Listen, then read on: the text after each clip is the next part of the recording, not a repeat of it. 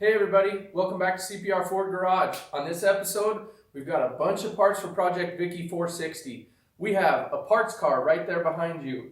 We have big block Ford engine parts. We have Scott Drake Mustang mirrors, Hurst quarter stick shifter, and we've got all this goodness in here from Summit Racing that just showed up. Let's get into it.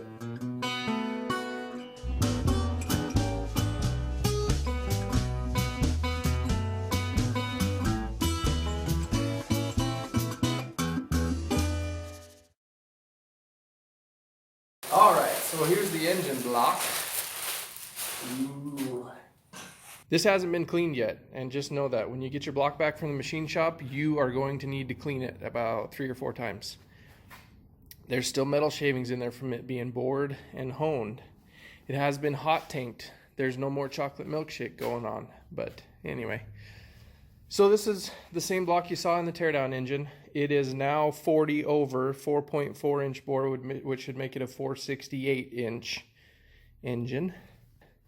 It's been decked about 6 thousandths each side. The gentleman at the machine shop said there was a little bit of warpage, usually through here. I think I showed you in the teardown video how they kind of do that sometimes when you have head gasket issues. Fresh new bores, as you can see. You can see the crosshatch on there. I did get a little metal shavings in there, and I'll show you why. Something important on flat tappets: the bores need to be clean and clear and have no snags or hang-ups on them, because like I said, the lifters have to rotate. Like I said in the last video, he actually touched them up just a little bit with a hone to make sure they were good to go.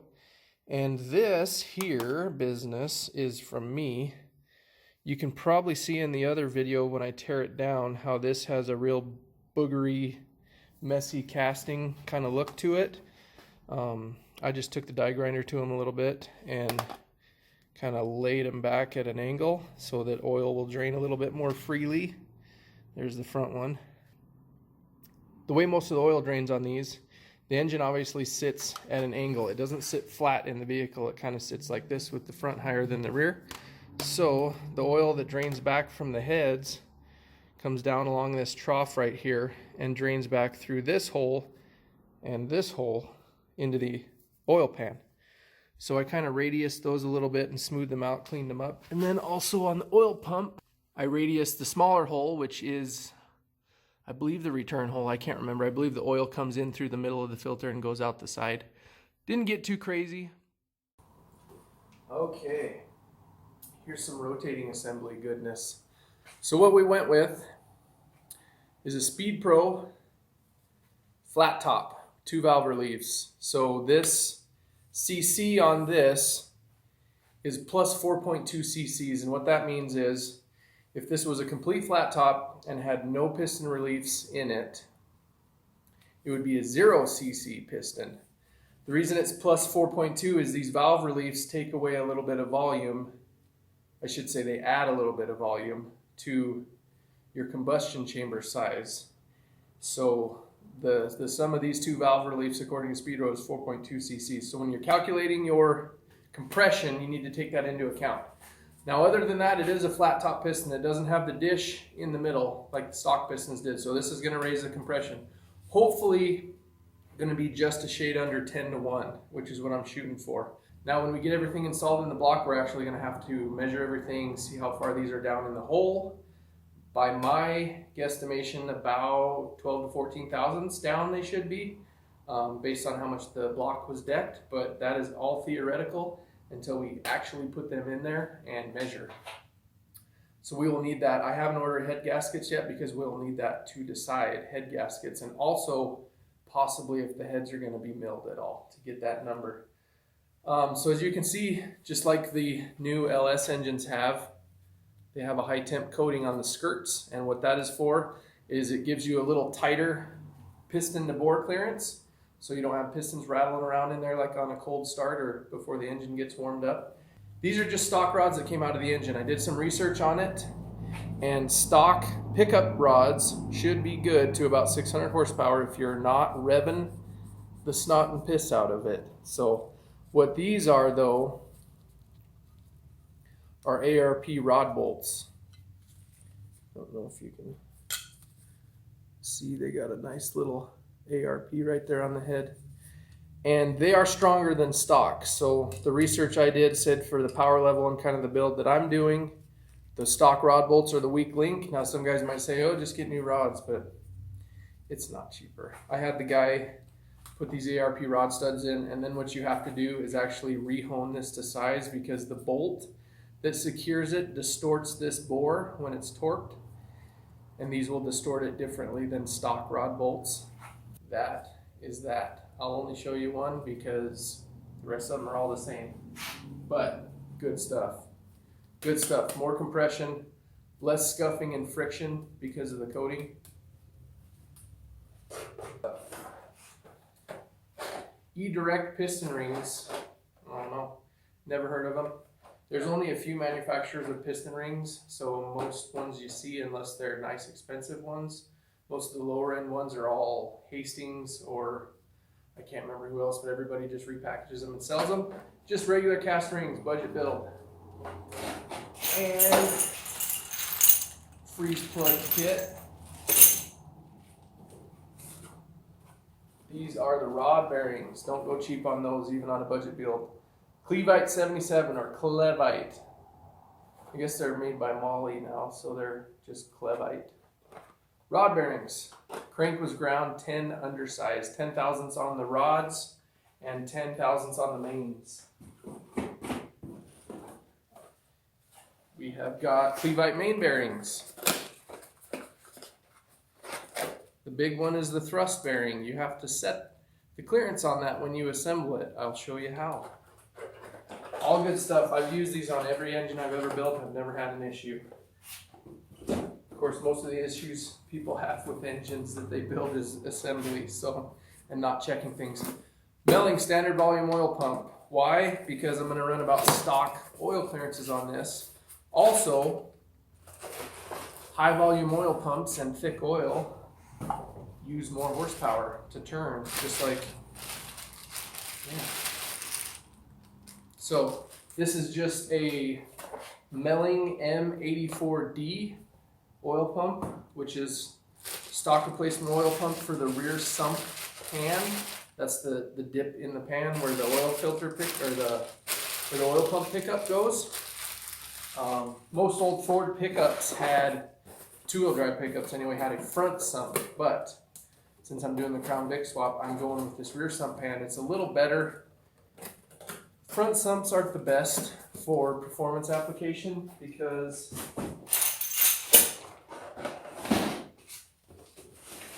if you go drag racing, when you launch, nose is coming up a little bit, obviously, G-force is doing its thing. All your oil is wanting to go to the all your oil is wanting to go to the rear of the oil pan. And if you have a front sump pan, that's away from where the oil pickup is, and you can starve it for oil and do some damage. So rear sump pan, better for drag racing for sure, which we are going to do a bit of drag racing with this puppy, which brings me to the next part. This was a score from Facebook Marketplace for about 150 bucks off of what it is new.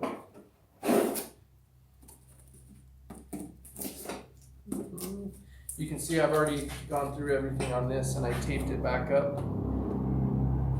Now the bummer is, I don't know what they bought this for. They hadn't used it, it's not used, but of course the only brackets that are missing are the Ford C6 brackets, which are the ones that I need. That sucks. But when you get a Hurst quarter stick for like half price, you know what? You just do it. So it has a reverse lockout. It has, I believe, neutral lockout. Has a reverse light switch here, neutral safety switch. I think it can do both forward and reverse patterns. This is going to be a normal forward pattern C6 that I'm building. So, all right, these are another Facebook Marketplace score. The big old Dumbo ear West Coast style mirrors have got to go. Now, I don't know what the positioning is going to be like on these guys because of the angle, but hoping something like this and that they'll still be useful. These are first generation Mustang mirrors. These are like, I think the guy had like a 66 Mustang or something like that. And he ordered these ones. They were a little different. So another, save a few bucks. Something that you know you're gonna get. I'm not gonna need it for a while, but popped up cheap on Facebook, so you jump on it. Now this is the one I'm excited about. My favorite people over here, Summit Racing. Bought a lot of stuff from them over the years on my builds. They have great customer service. They have a lot of great stuff. A lot of their Summit products are other people's MSD, whatever, Holley stuff that's reboxed and quite a bit cheaper. Great company. Let's see what we got. And I have not opened this yet, so I hope that nothing is broken.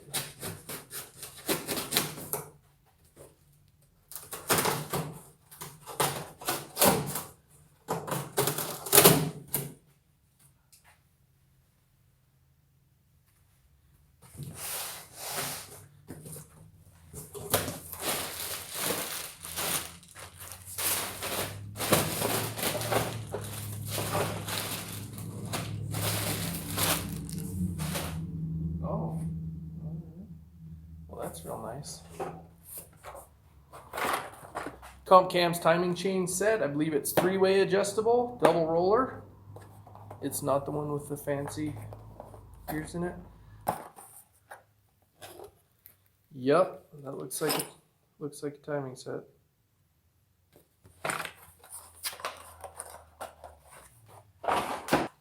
So there was a couple deals going on that were pretty good, so I splurged a little bit on a couple things. I've always just repainted intake bolts, but had a little bit extra, so I went with an Edelbrock intake bolt kit.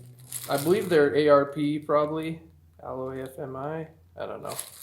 Anyway, stainless with hardened washers, that way they don't mar the intake when you tighten them down. Probably just repackaged ARP bolts, but whatever. Good prices were had by all. Oh, we got some stuff dumped around in here. That's real nice. Now, the reason, well, there's a couple reasons. I went back on what I said about the intake. There was a couple deals going on, and also I ordered a custom cam for this from Cam Research in Denver, Colorado.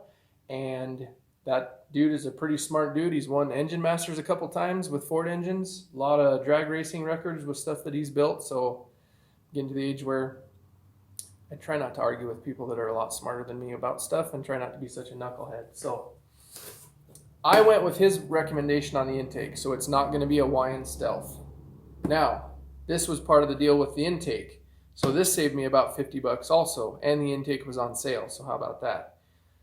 Edelbrock Max Fire spark plug wires, universal, with a, what are they, 100 and, it's like the 45-degree boot, or the one that you can kind of bend to wherever you need it, usually what Ford engines like. Not sure, I've never built a 460 before, but the spark plug angle looks about the same. So spark plug wires, crimp to make, crimp to fit. Let's see if we can drop some stuff on the ground. Total Seal, what is this? Is this some more? Let's go ahead and just cut that a little bit.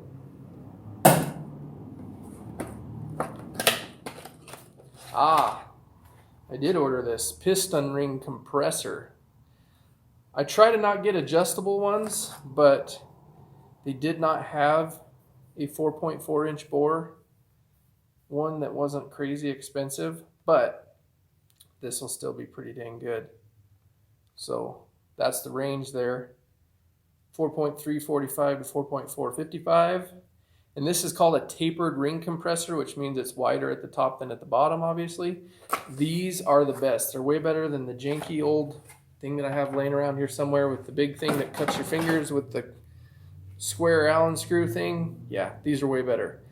Much less chance of hanging a ring and breaking one as you're tapping the piston in. And you don't really have to kind of pound it with the handle of a hammer like you do on those. You get your piston with your rings, tighten it down, set it all on there, and you can literally just like that and pop it in there. It goes in so easy. Worth the money. It was like 30, 40 bucks or whatever. Well worth it to not have to worry about breaking a piston ring, because that sucks. You get it in there and you're like, did I just break that one? I don't know. And then you see a big scratch in the cylinder wall. Yep, I did. I broke it. So we've got some stuff spilled around in here. Let's see what these guys are going to be. Edelbrock intake gaskets. I prefer these also. They have a little kind of embossed silicone ring in them. I've had problems. I've always been a Felpro guy, but the Felpro ones, I can't think of what they're called now. Printo Seal. I've had issues with those, like melting on the 400 in Bruce. They like melted out the front. I don't even know what that's about. That's pretty bizarre, but the Edelbrock ones are good. And it looks like they took a little bit of a beating from something in there, so hopefully they're all right.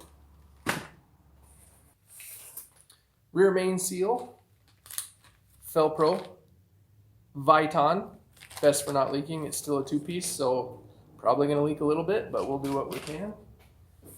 Oh, rocker arms. Like I said, it's a budget build. Strongly looked at the Scorpion roller rockers. They're about 300 bucks for the big block Ford set. I went with the Comp Magnum roller rockers. They are stamped steel. They are more rigid than a stock rocker, and they have a roller tip.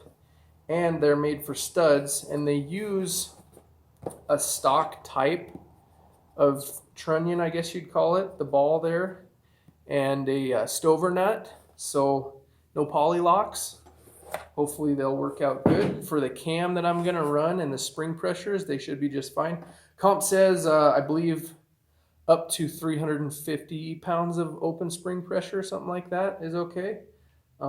So the cam that I'm getting, it's going to be about 550 lift and doesn't need a crazy spring pressure, so these should be just fine, and these are a budget. They are 1.72 rocker, which stock Fords are. Stock big block Ford is anyway, so it's not an upgrade on the ratio, but they do have the roller tip, so a little less friction there, and it's a little easier on your valve guides, because instead of scraping across the valve as it opens, it rolls back and forth. And this box kind of fell open and they were laying around in there, so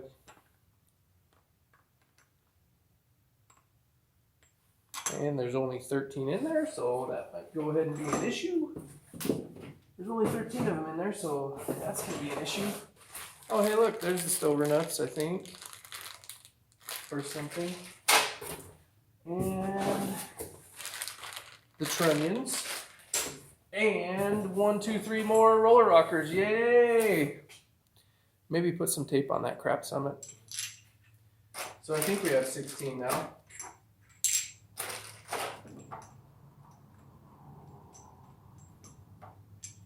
Yes. That makes 16 and a complete set. I'll let you know how they work out. Also, might fit under stock valve covers. And we got some receipt action. Oil pan gasket, Ford Racing, rubber one piece, much less leak prone at the corners, less likely to leak. Still got to use a little bit of silicone, but rubber, and it also has a steel core, as you can see. That way it doesn't kind of squish out the side. Good stuff. Well, I think that's gonna go ahead and be all of it, except for this guy.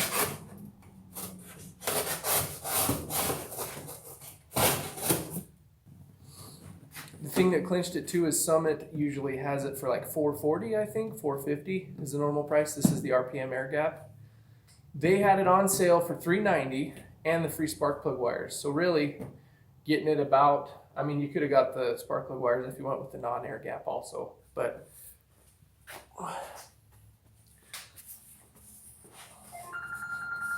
you could have got the free spark plug. Okay, it was Debbie from the dealer processing center about my vehicle's warranty. I didn't know I could still get a warranty on a 69 Ford, but whatever. So the reason I went with the air gap, on sale, comes with free spark plug wires,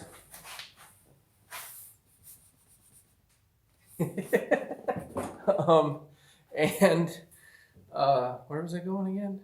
And this is also a bucket list item for me. It's kind of the ultimate average guy intake, you know? It's just, there's something about it. Like, my dad's got a 350 in his Camaro with the air gap on it. And it's not the best engine, but man, you pop the hood and you see that air gap and you're just like, yes. Which is what I'm going for with this whole build. I didn't want to let you down by stuff that's lame. You know, it's still on a budget, but a few things here and there that are a couple bucks more and better, you got to go for it. It's a lot of the reason why I'm doing this 460. A lot of guys just use the 4.6 out of the parts car, but I just couldn't do it. To myself, to Vicky, to you. I mean, you pop the hood and you see that 2-valve 4.6 and you're just like, cover that up. Nobody wants to see that. Anyway, 460 power. Oh my God, that is beautiful. Got little finger holes in there and everything. Yeah! Oh. Look at that. Glorious. Oh. Even comes with free bungs. Oh, when's the last time you saw that? I don't know what the spacers are for, but water port bungs, obviously. The one goes to the back of the water pump and the other's for the water temp sensor. Looks like there's another one there. The weird thing about it is this is actually made to fit a spread bore carb, also like a quadraget, because there's, I guess, some 429s or something had some weird old spread bore carbonator on them. I don't know what those were. It's something old. I think they were some kind of a Holly though. So this is the Edelbrock RPM air gap 7566 for the big block Ford. Oh, that is gonna look real good on top of this engine. You can see the weird funkiness here is to fit a spread bore also, and the dual bolt pattern. They also relieve this here in the middle. I don't know if you can see that. So that both sides can share pulses. Boy, that is nice.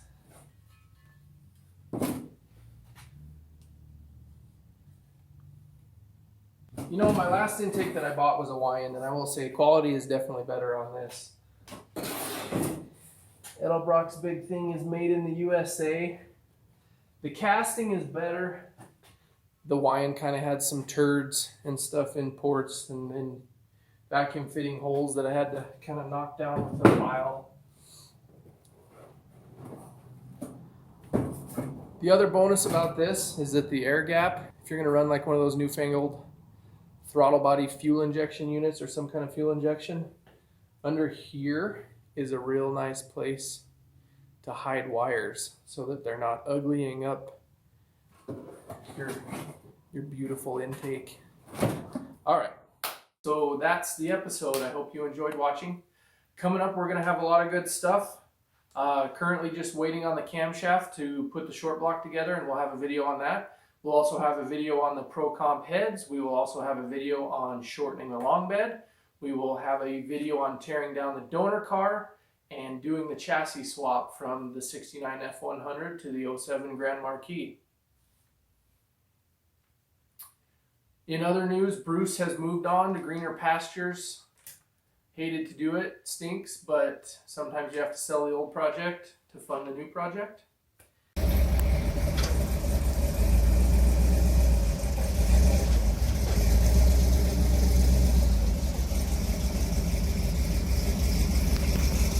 If you like what you see, please like, share, subscribe, tell your friends on the interwebs. Also check me out in between episodes on Instagram. It's at CPR Ford Garage. I try to post pictures as I'm building things and filming an episode, so you can kind of have a sneak peek there. Okay, plot twist. So as I'm sitting here editing this episode, my favorite person in the world shows up, the UPS guy, well, gal in this case, and I have a nice package right here from Cam Research. So let's go ahead and check it out. It's gonna be good.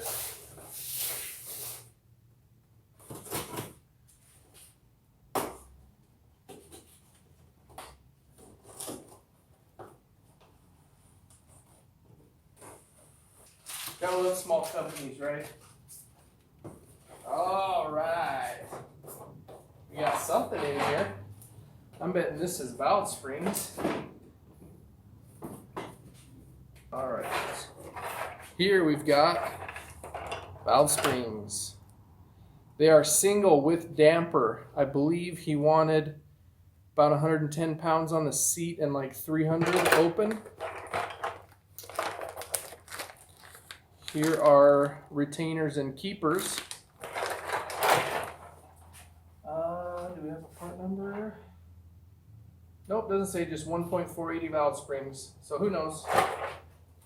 Like some other things I talked about, valve spring manufacturers, there's only so many of them. So everybody basically gets their springs from the same places and repackages them.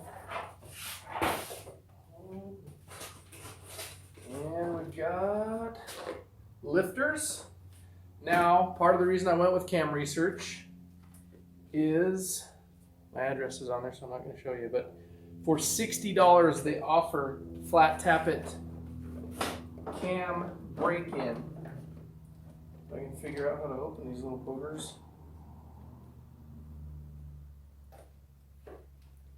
And what that means is that they have a machine there that they have invented.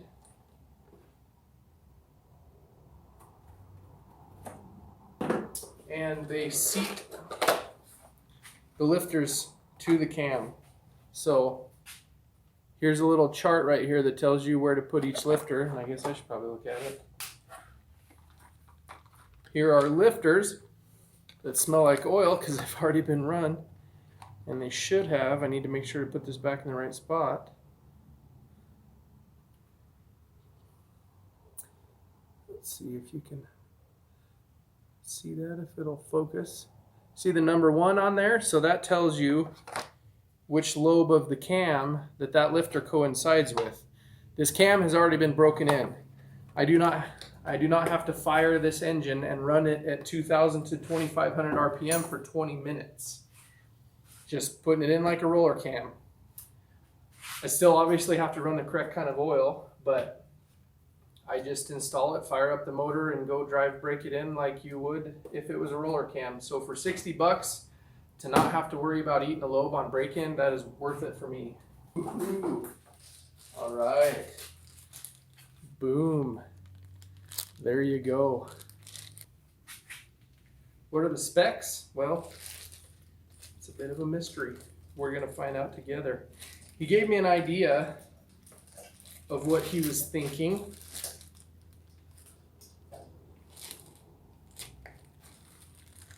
So we'll see.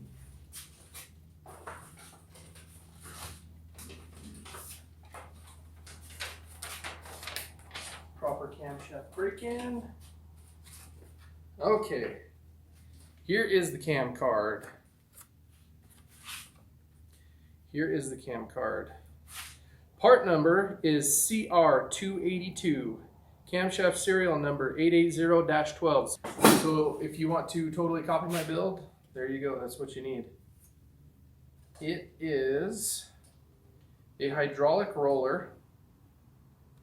So it looks like intake valve lift is 515, exhaust valve lift is 546, intake duration advertised, which is total duration seat to seat, is 282 degrees, exhaust is 288, duration at 50 thousandths tappet lift, intake 215, exhaust 226. It is a 112 degree lobe separation angle. And yep, has the valve spring data on there also. He wants it at 110 on the seat and 310 open. So this is the first camshaft for one of my engine builds that I have not picked myself. So we will trust the experts and see how it goes. You probably noticed some things in my other videos, but obviously on this channel, we back the blue. On this episode, we're honoring Trooper Nicholas J. Hopkins, whose end of watch was August 23rd, 2019. Trooper Hopkins was shot and killed by a low-life dirtbag while executing a search warrant. Trooper Hopkins served 10 years with the Illinois State Police, and he leaves behind a wife and children. Trooper Hopkins, thank you for your service. Picture included is from the Officer Down Memorial page. If you haven't checked that out, do so. All line of duty deaths are posted along with yearly statistics. Thanks for watching. We'll see you next time.